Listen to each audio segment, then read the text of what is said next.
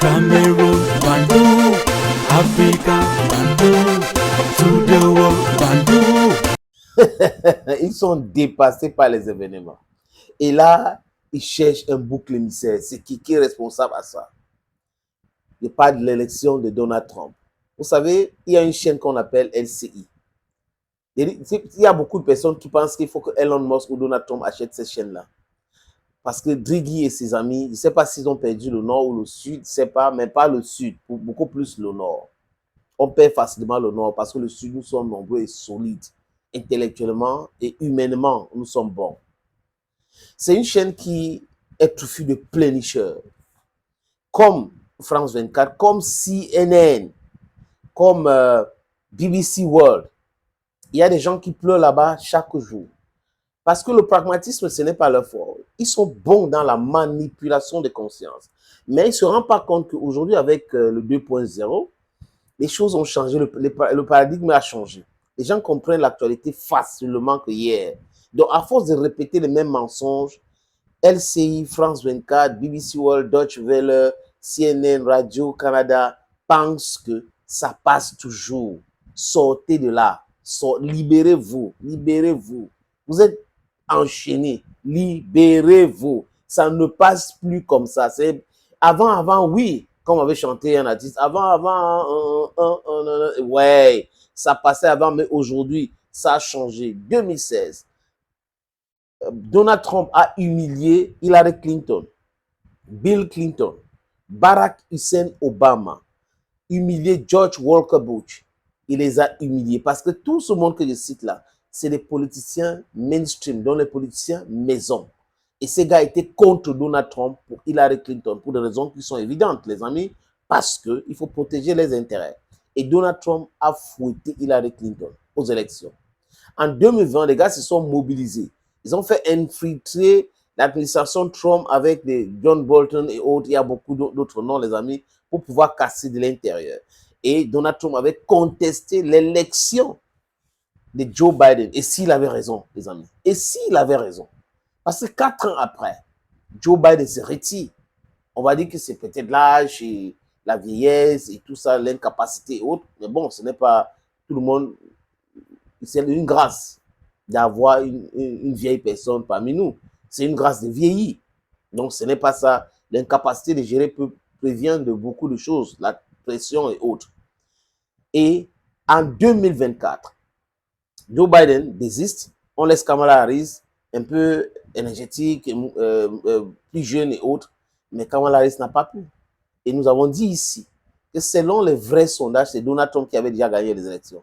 Quand quelqu'un prend sur lui de refuser un deuxième débat avec Kamala Harris, vous croyez que quoi? Parce qu'il a vu qu'il perdait son temps. Il perdait son temps, il ne veut pas perdre son temps. Et là, voilà comment les choses se sont déroulées pour que Donald Trump gagne les élections aux États-Unis. Donc, aimé par les Américains. Il a Truth Social. Regardez combien d'abonnés Donald Trump a sur Facebook. Son fils a sur Facebook. Allez sur Twitter, donc l'ancien Twitter qui est appelé X aujourd'hui. Regardez le nombre d'abonnés que Donald Trump a, ses fils et tout ça. Et Elon Musk a combien d'abonnés? Voilà la machine. Parce que les gens pensent que oui, c'est parce que CNN a parlé tel. Non, non, non, c'est fini de cette époque où les médias mainstream avaient le pouvoir de dicter les choses, de manipuler. C'est fini. Aujourd'hui, les gens ont les informations dans leur smartphone en temps réel et la vraie information. Donc, et sur les réseaux sociaux, ce n'est pas CNN qui contrôle. Ce n'est pas Mensonge 24 qui contrôle. Ce n'est pas la chaîne de la propagande ukrainienne qu'on appelle LCI qui contrôle. Ce n'est pas Deutsche Welle qui contrôle. Ce n'est pas BBC World qui contrôle. Tout le monde est traité de la même façon. Vous publiez une information, les réseaux sociaux partagent en temps réel. Et les gens peuvent faire leur idée.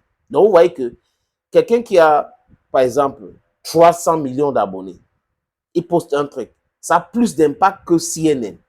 Ça a plus d'impact que toutes les autres chaînes que je viens de citer là. Quelqu'un qui a 35 millions d'abonnés, s'il poste un truc, disons même si 10% sur 35 millions, c'est combien de personnes qui ont regardé? Combien de millions de personnes? Et si, par malchance pour les autres qui aiment tout le mensonge, on partage ces informations-là, combien de personnes vont toucher? Et si vous avez 100 000 abonnés, 100 millions, je veux dire, 200 millions, 300 millions d'abonnés, hein? 10% de 300 millions d'abonnés, c'est combien d'années? C'est combien? 30 millions. Donc, vous touchez directement 30 millions de personnes, ça peut être plus. Et vous multipliez comme ça. Donc, Donald Trump a su préparer sa chose. On a voulu le bâillonner, mais il avait son argent. Il a créé toute social et les gens se sont abonnés là-bas. Donc, il avait un fan club. Il avait des fans et non les supporters républicains. Donc, c'est pour cette raison que tous les autres candidats du Parti républicain dans différents postes, députation, sénateurs, sénatoriales et autres, se sont alignés parce qu'ils ont compris que le paradigme a changé. C'est fini l'époque où c'est les politiciens mainstream, maison et autres. Qu'est-ce que ces chaînes disent, les amis?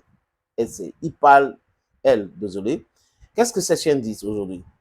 Elles parlent de quoi? De l'ingérence russe à l'élection présidentielle aux États-Unis. C'est quand même terrible. En 2016, ils ont répété les mêmes mensonges. Vous répétez les mêmes mensonges sans preuve. Vous essayez de concocter les choses sans preuve toujours. En 2024, personne, même aux États-Unis, ils font très attention à eux ne pas parler des histoires pareilles, de l'ingérence russe. LCI parle de l'ingérence russe et pose même la question, quelles sont les traces d'une manœuvre de la Russie à l'élection présidentielle américaine? Pleurer tout simplement, hein, pleurer en douceur. C'est pas les larmes, c'est pas collectif, on ne doit pas pleurer avec vous. Vous avez pensé que la France pouvait influencer l'élection présidentielle aux États-Unis. C'est pour cette raison que dans toutes vos émissions, vous invitez les experts qui parlaient de l'Ukraine. Donc vous voyez quelqu'un, regardez la qualité des gens. Quelqu'un qui vient vous parler de l'Ukraine, analyser la guerre en Ukraine, et il ment. Parce qu'il mentait tellement. Il ment comme il respire. Et c'est la même personne que vous venez inviter sur un même plateau. Disons ceci. C'est la même personne que vous invitez pour venir mentir sur un plateau concernant les élections aux États-Unis. Vous n'avez même pas honte. Les mêmes personnes, les mêmes têtes qui racontent la même chose tous les jours. On sait qu'est-ce qui les guide. La réflexion ou leur réflexion est guidée par l'intérêt du ventre. Donald Trump fait tellement peur, oui, aux Européens, parce que certaines élites en Europe ne veulent pas travailler. Ils veulent se cacher derrière le parapluie américain. Nous, les Américains, nous sommes les partenaires. Donald Trump, c'est un homme d'affaires maintenant. C'est le pragmatisme. Je te donne ceci, tu me donnes cela. Pas que je te donne ceci, tu ne me donnes rien et business as usual. C'est pas comme ça. C'est pour cette raison que tout le monde est en train de pleurer. Et Christian, je vais travailler avec Donald Trump. Au moins, les Britanniques sont différents. La France, je vais travailler avec Donald Trump. Vous n'avez pas le choix. C'est lui, le président américain. Si vous ne voulez pas travailler avec lui, c'est votre dada. Mais lui, il a déjà dit ce qu'il pense. Et certainement, il pense tout ce qu'il a dit parce qu'il a répété encore que tout ce que j'ai dit, c'est ce que je veux faire. Tout ce que j'ai dit, c'est ce que je veux faire. Donc, continue de chercher l'ingérence russe à l'élection présidentielle américaine. Comme Donald Trump a gagné, il y a l'ingérence russe. Si c'est Kamala Harris qui avait gagné, il n'y avait pas. À l'époque, quand Joe Biden a gagné, entre guillemets, il y avait l'ingérence. Non, il n'y en avait pas. Continuez, l'Afrique vous regarde. Thank you and bye-bye.